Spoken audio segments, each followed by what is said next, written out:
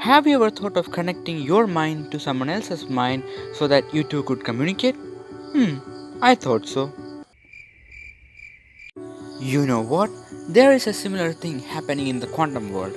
Let's take a look and see if we can use it. At first, let's look at an analogy. Wait, to who am I connected to? It's me, your copy. We are entangled. Now our physical properties like position are dependent on each other.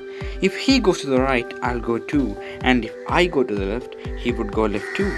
This holds true even if we are galaxies apart. But if someone external comes and pulls me, the entanglement breaks. In a similar way, in the quantum world, when two particles, like two electrons, interact with each other, they become entangled. Entangled means to be tangled to form a sort of connected system. Now they'll have some shared properties, like the spin of electrons for an example.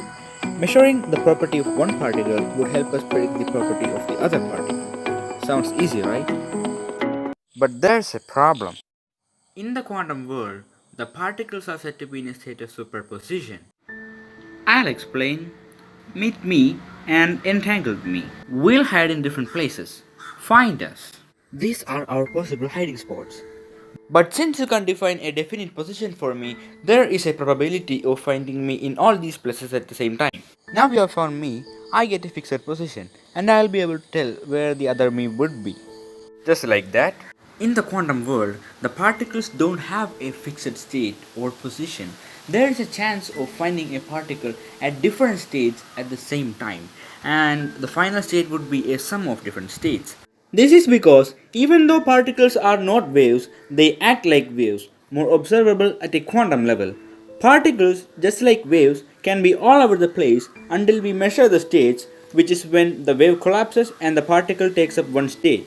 Now, if you measure the state of this particle, you will be able to predict the state of the entangled particle. This fascinating phenomenon is quantum entanglement.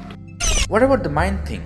That's a big no, because you can actually ask the particle where you are or which state you are in, but you can't force it to do something like change state or encode information, because that would break the entanglement.